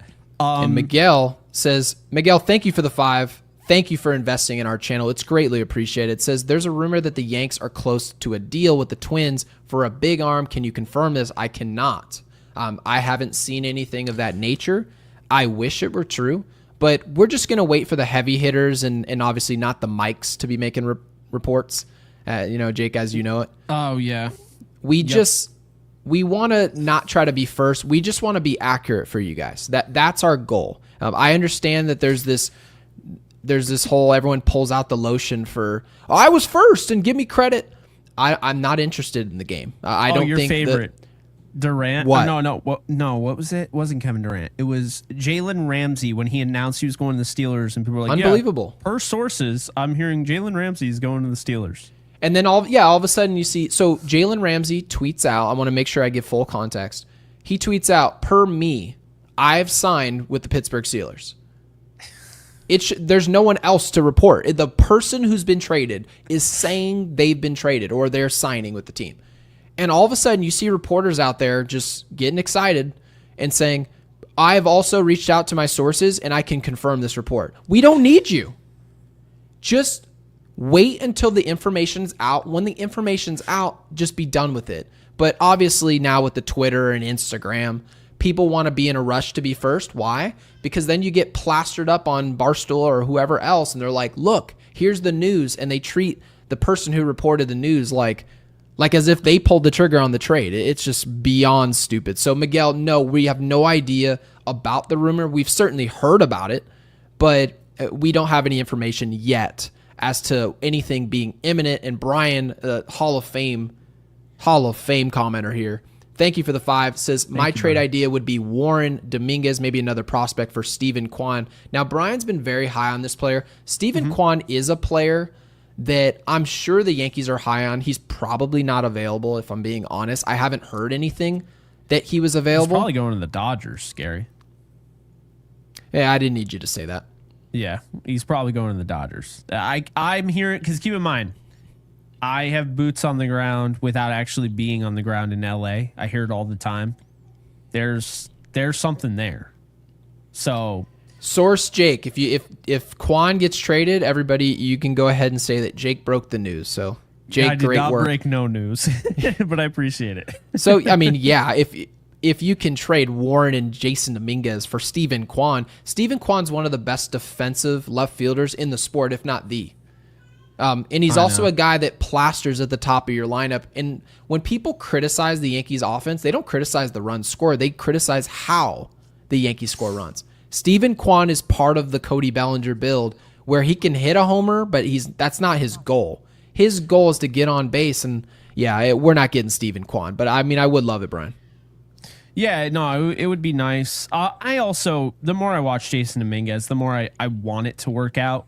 And it just doesn't feel like, as much as I want to, definitely be aggressive at the deadline, I'm just so focused on relief pitching. It's not even funny. I don't care about upgrades in the offense. I just don't. I mean, until they haven't even gotten anybody yet. This is Griffin Jax, by the way. Love the high leverage numbers. Scared a little bit about the medium low leverage stuff, but they can't all be good technically. Like the medium, low, and high. To be fair to all these pitchers, if you're good in high, medium, and low, you're one of the best ever. You're literally like Paul Skeens. You are literally just dominant in all situations. Then all right, but I mean, think about it. We did this with Aaron Judge. It was like medium. He was not very good. He was ridiculous in low leverage and ridiculously good in high leverage, despite what a lot of people may think. So it's just the way it goes. I think he would be a great pickup. He just would be. I think they're sleeping on him because I mean, I don't know if you saw that ranked top 10 in the bullpen today. Was wild. I did not. So an NFL Scout, NL Scout. You're close. Ranked the top 10 of guys that are available. Okay. Number 10 was Griffin Jax. Number 9 was Raisel Iglesias. Number 8 was Phil Matone. Number 7 was Kyle Finnegan. 6 was Pierce Johnson. 5 was David Bednar. 4 was Ryan Helsley. 3 was Dennis Santana, which I was blown away by. I can see like a Finnegan. Well, first off, we got like a Duran Finnegan deadline. That would make sense. I don't like Finnegan at all, but I guess he'd be. He is a lefty, right? No, he's a righty. Which Finnegan am I thinking? Am I thinking the Finnegan who would pitch for the Royals in the World Series, from the College World Series? You know which one I'm talking about? Probably. It was like Brandon Finnegan. I forgot what his name was. This is Kyle Finnegan. Sorry, Kyle. Number 2 is Cade Smith. And number 1 was Yohan Duran, to no shock at all. Among the list of players that were not included in the top 10, they weren't like ranked, so it's not like they were left out. They just weren't asked. Hey, Devin Williams wasn't in there. Mason Miller wasn't considered there. Right. Jake Bird. I don't know who some of the other guys are that they're talking about here. That surprises me that Jake Bird wasn't in that list. I don't get that, because if Jake Bird is available, I mean, he's better than Kyle Finnegan. I would think so. I mean, I didn't even know who Kyle Finnegan was just up until a second ago, so he must be. Kyle Finnegan. Well, okay, wait, was I just... Oh, was that not Griffin Jax, and that was JoJo Romero the whole time? Well, JoJo Romero, I think we both like that option. And Christian Brown, thank you for the 5, says honest thoughts. I saw this a couple times. That was JoJo Romero. My bad, guys. I guess I looked up. This is a bad source. Yeah, Christian says honest thoughts on A-Rod being the next manager of the Yankees. Also, I would trade Ascara. They just traded Fortes, Pereira, Reggio for Cabrera. What? I'm trying to understand the full scope of what I've just read, but I'll answer the A-Rod thing. Well, Alex Rodriguez is not becoming the Yankees manager. The Yankees have chosen, and I disagree with it, to not have him in Monument Park. My opinion is that he should be out there. You're not going to hold him back from being in Monument Park and give away his number, and then all of a sudden he's good enough to be the manager of your team in the future. I just don't think it makes sense. I just don't think they're going to do it. Do I think he's smart enough to do it? Do I think maybe he would take it on? Sure. But I just don't see it given the relationship. No, I get what he's saying. So Nick Fortes was on the Marlins, and he was just traded to Tampa. Like, I think this was his first game today on Tampa, if I'm not mistaken. Maybe. I'm trying to catch up here. Okay, so Christian is saying Pereira and Reggio for Cabrera. That's his intended package there at the end. So, okay, I follow. Yeah. Yep. Pereira. Reggio's lighting it up. Yeah, no, Reggio. Yeah, Rock Reggio. He's somebody you trade he's only playing second. Jazz is your long-term second baseman, the hope, right? If Rock Reggio isn't moving around, that just tells me that they're not trying to get creative to give him an opportunity. He's blocked. Which is fine. If you don't have to get creative. Fine. Technically, you can let him just light it up in the minor leagues. If you don't have any intention to clear any room, well, guess what? Simple. I'm trading that guy.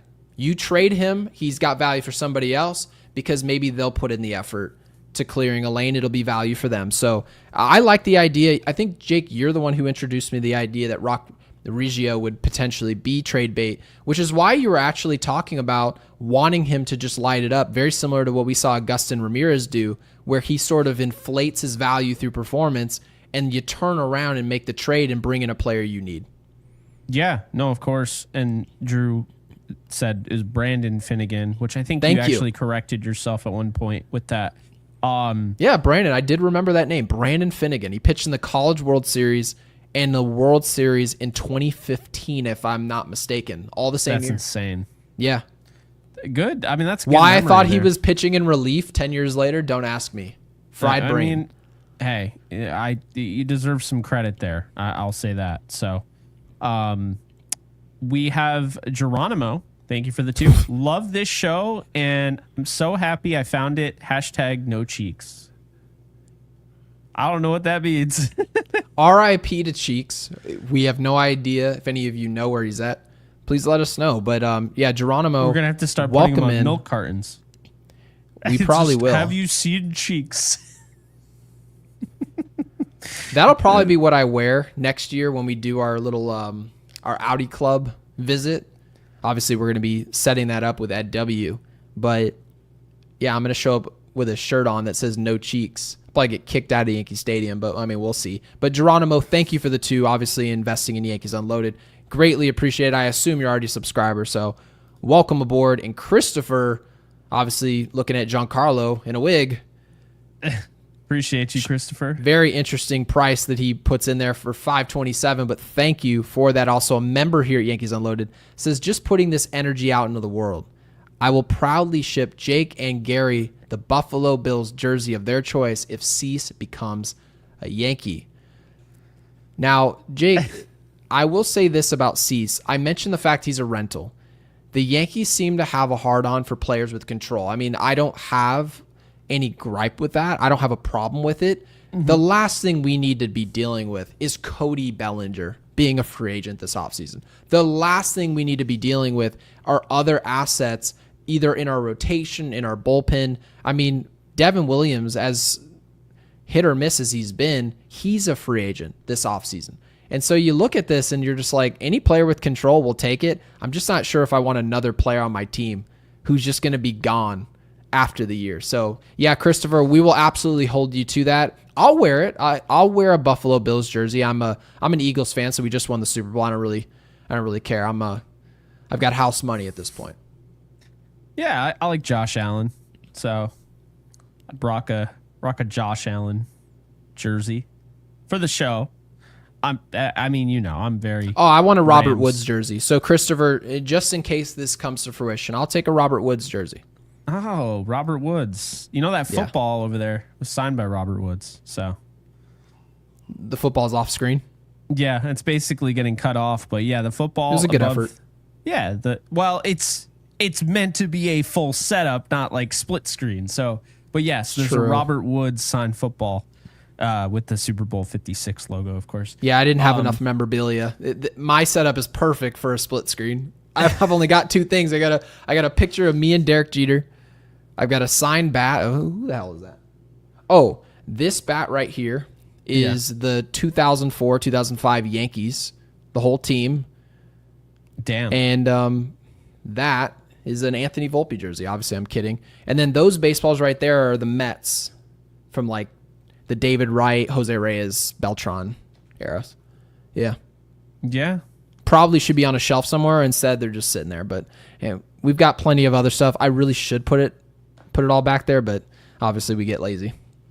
No, that's definitely fair. But I like your setup. I like my setup. It's wild. Represents me. This is literally me in a nutshell. I'm interested in a lot of different things. Brian, thank you for the 5. You guys need to come down for spring training. I'm down here in Tampa, and I used to run into your pops at Berkeley games. Well, Brian, I was actually out there. I'm going to end up in a suitcase. No, in all seriousness, no, Brian, we would love to meet everybody and just, like we said, put some faces so I'm not just seeing a floating bee, right? And mind you, we see a lot of these names that supported our podcast. Jake and I both, I mean, we've definitely over the years, Jake's been covering the Rams for years, and he's gotten a chance to meet some of the people and obviously build some friendships where they end up becoming better friends than even the friends you got in real life. So, I mean, if you really think about it, I talked to Brian, Christopher, now it's like you look up and you see Miguel, Jimmy, Ninja Hot Dog. I talk to Ninja Hot Dog more than I do half my friends. So you sort of see, right. So you start to see that these people start to really matter. And then when you go to George Steinbrenner Field, hopefully the Tampa Bay Rays are out of there by that point. But it'll be great to meet you guys, and we'll absolutely do that at some point. Yeah. No, definitely. I'll tell you from experience, I did a meet and greet, and it's so funny because I was skeptical because everyone kept telling me, no, do it, we'll show up. So I do a meet and greet at a Rams tailgate, and dude, they show up. They do. Yeah. And that's the Rams. So imagine what the Yankees fans would do. But yeah, Gary, we were out there. My father, myself, my aunt, my cousin, who you said happy birthday to. We were out there and we saw, who did we see? The Yankees play who? Oh, Detroit. So we were out there. I watched Cody Bellinger and Paul Goldschmidt, and they're hitting the cover off the ball. I saw Cam Schlittler, throw a little bit. So did Volpe make any throws? Did you watch that? No, I don't remember what Volpe did. I just remember Peraza at third just blowing my mind. I was texting you like, what, dude? This is crazy. Oh, and Jasson Dominguez was going to be the death of me. He had like 3 misplayed balls in the outfield. But so you haven't been shocked by any of the development of his defense this year?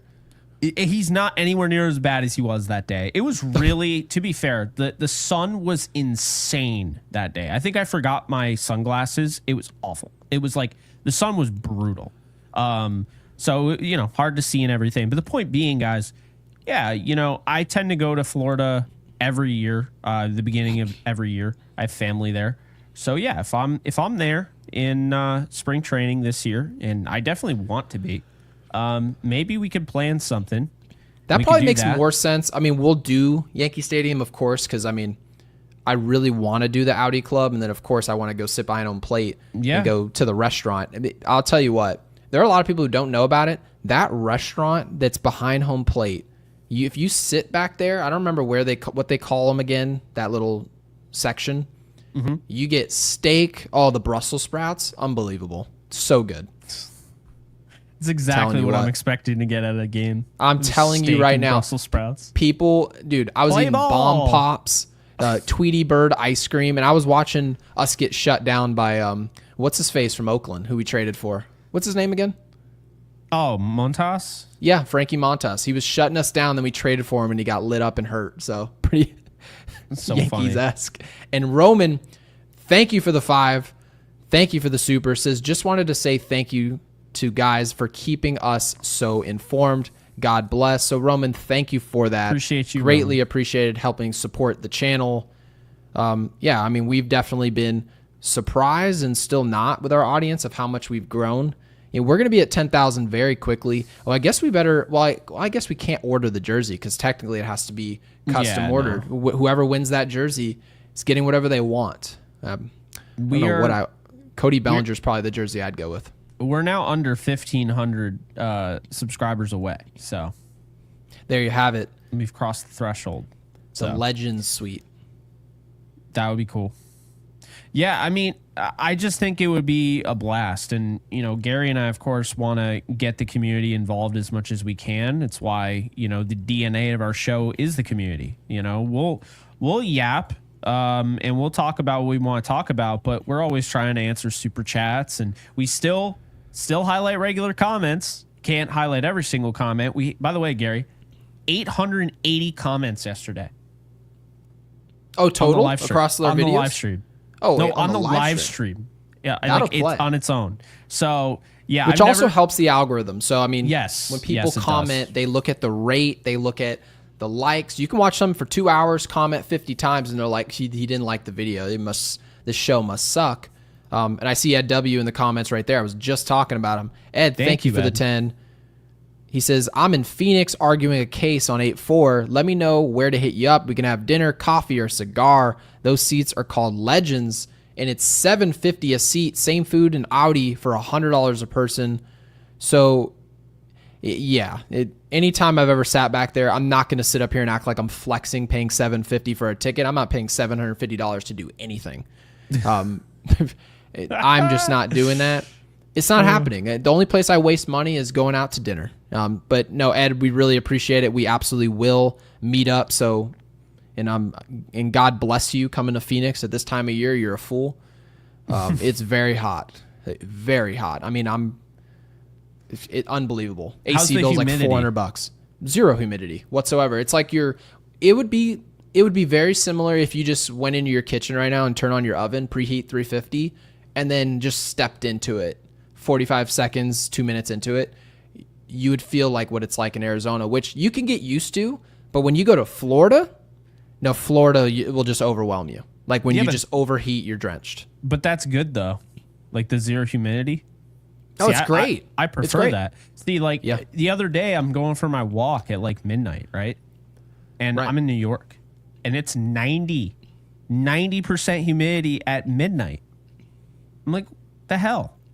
It was 80 degrees. So now it feels like it's like 100. Yeah, no, the humidity is brutal. It's brutal in Atlanta. It's brutal. I mean, anytime you see when they're like, oh, Garrett Cole, Rodon, they're dealing with the heat at Yankee Stadium, 90 degrees in New York is just unbearable. And I went to Yankee Stadium for an event before, and we went and I went and stood on the concourse. I didn't even watch the baseball game. And mind you, I'm a diehard Yankees fan. Refuse. And Alex says Gary pays $750 on 5 guys on a monthly basis. No, there was one time, and I've explained this on our podcast before, but I took my wife's side of the family they were like, where should we eat? And we were thinking Panda Express, so maybe we can go to Culver's. And we have a ton of options here in Arizona, a ton of chains, maybe even Chick-fil-A. It wasn't a Sunday. Perfect time to take them. And they go, what about 5 guys? And I was like, oh, that sounds actually really good. I love 5 guys. And sure enough, we go in there and we pay for everybody. Let me tell you guys something. If you guys pay for a group larger than 8 people, I paid like $340 for 15 people to eat cheeseburgers at 5 guys. So unless 5 guys will be sponsoring this podcast anytime soon, that'll probably be the absolute last time that ever occurs. And Christopher, welcome back, Giancarlo. I gave up fast food pretty much, so. Did you? I wish I could say the same. I just showed up from fast food. Thank you, Christopher, for the 227. Says a Stans moment sounds hilariously iconic. What? A Stans moment. I don't, I try, but You're going to have to explain that one in the live chat. You don't have to super to explain it, but you can drop it in the live. We'll see it. And Jordan Richard with the 2 says, I need Volpe traded for his walk-up song alone. Oh, okay. He has one of the worst walk-up songs of all time. I agree. That's a Hall of Fame. Was it comment right there. Fetty Wap? I'm just, when he does bad, I'll just call him Trap Queen. How about that? Yeah, and we're gonna give him credit. I don't want this to be just where we're just gonna Stan Sports Bar. Okay. Yeah, I see that. Okay, Christopher. So that's making some sense. But I will tell you guys, Anthony Volpe wasn't all bad today. He was just really bad with the glove. But when you hit a ball 452 feet, if he raked, but he was a bad defender, we would find a way to justify it. Not every player can be good at everything, but he's here to be a glove, and he leads the league in errors with 15. So it is something at least to cover. And we've done that. Yeah, so we finally caught up on the Supers. We caught up on the Supers. Let's wrap up the show. They got another game tomorrow. They actually play another game after that. This is a 4-game set, y'all. So tomorrow, game 6. Who's pitching for them? It's Zach Littell taking on Will Warren. Littell is a home run derby, like a human home run derby pitcher. just not Jazz Chisholm's. 26 home runs he's given up this year. Okay. So in theory, the way we play our game, insane. it's not going to be fighting fire with fire. His weakness is our strength. If we're going to score runs, we're leaving the yard. We don't have Aaron Judge. Obviously, that's not helping. But Will Warren, again, pitching at home should be better. He's just not good on the road. I expect him to be good enough. And of course, unless we're making a move, and even if we did make a move right this second, that reliever's probably not walking in the building as early as tomorrow.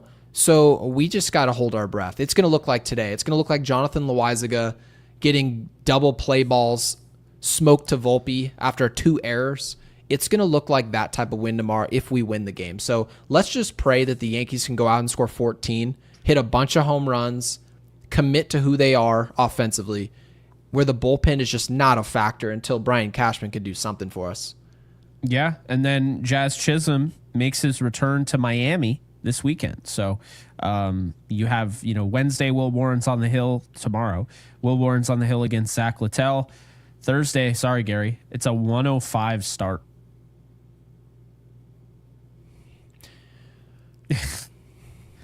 Are they doing that because of the trade deadline? That's probably why. Stroman. Oh, it's Stroman and your favorite. The guy randomly saw this dude's jersey when I was in spring training. Wait, what team? What team? It's Tampa. My favorite player? Is he a pitcher or a position player? It's just, you used to laugh at his name. He's a pitcher. He's on the Rays. Part of a big trade at one point. Nope. Ryan Pepio. Oh, yeah. I sent you no context. There was a guy who was sitting in front of me. We had decent seats at the spring training game.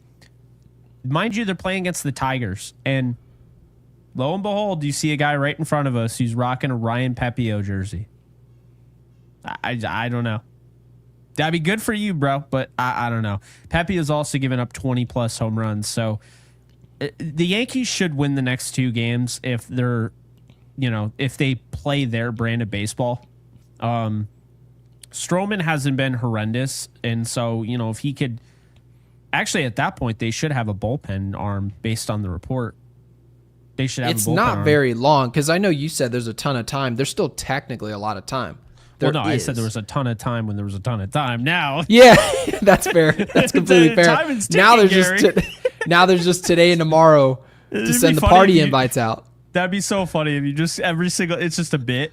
You just, oh yeah, you said there was a ton of time. No, it's literally in 12 hours. Well, that's what you said. It is true, because now you're talking about tomorrow or the next day, or we're screwed. Because I'll tell you what, if we don't make a big move, when people say they want, because they'll say, how do you not think the way I think about the Yankees? And they're just freaking out in our comments. Well, I'll tell you what, the Yankees don't make big time trades. This team, as weak as the American League is, you cannot get through any postseason run. I don't care what the teams look like. We wouldn't have beaten Kansas City and Cleveland last year if our bullpen looked like this. Even as weak as those teams were. Yeah. Clase was dismal, horrible. He was bad before our series. He was horrible. Kansas City wasn't a threat. We wouldn't have beat that Kansas City team with our bullpen today. I don't care what the offense looks like. You're going to have to pitch your way in October baseball to get through. You are. And the only way the Yankees are doing that is by buying heavy in their bullpen. So let's just pray to God the Yankees go out and slug the next 2 days where bullpen's not a problem. And then if that happens, Brian Cashman pulls the trigger, obviously preferably on Duran. Duran's the player we want. You go get a Duran, maybe you get a Cabrera for your rotation. You flex somebody out of your rotation into the bullpen for a Michael King-esque role. They're not going to be Michael King, but they're built up as a starter. They can give you 2, 3, even 4 innings to preserve your bullpen the rest of the way. I think this is the best way for the Yankees to go about it. We're going to see what Brian does, but don't take my word for it. I'm not the GM. Let Brian do what he does, and when he executes a trade, join here at Yankees Unloaded. We will cover that. And Jake, what do you want them to drop in the comment section? Oh, real quick. The Miami series, by the way. Okay. Rodon, Schlittler, asterisks there because we don't know how that's going to go if he makes it through the trade line.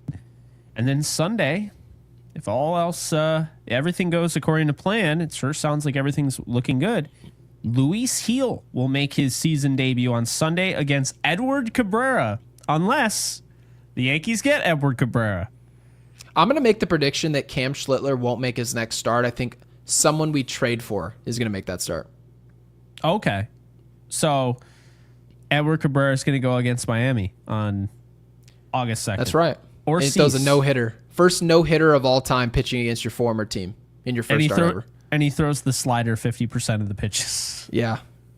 Very like, good. Where'd this come from? Like, no. He learns how to throw a complete. He ends up turning into Lizardo, and they just find he just starts throwing like the fork ball out of nowhere. Ghost fork. Yeah. Ghost fork. Like, where the hell is this coming from? Yeah.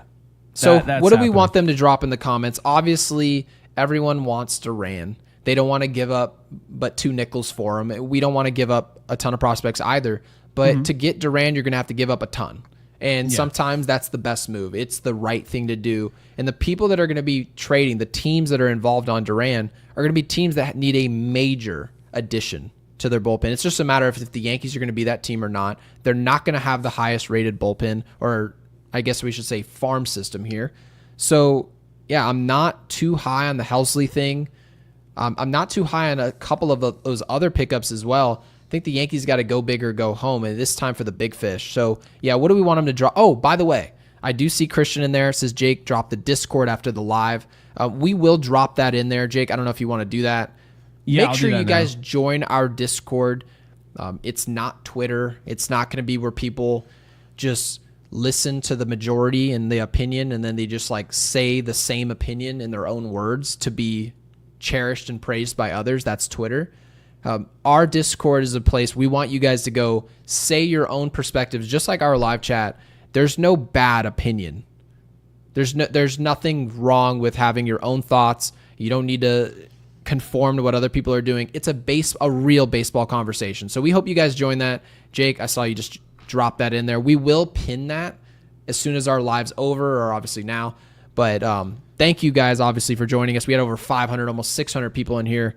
And, of course, as I said before, we are giving away a jersey at 10,000 subscribers. So make sure you guys do that and hit the bell to be notified. We cannot wait for a trade to be made. Cannot wait. Yes. So, of course, keep it here on this channel for that news and everything. In the comments section, aside from Duran, let's focus on starting pitching. Who would you rather have between Cease, Edward Cabrera, and Zach Gallen? Drop it in the comments below. And like the video. Do that. Yeah.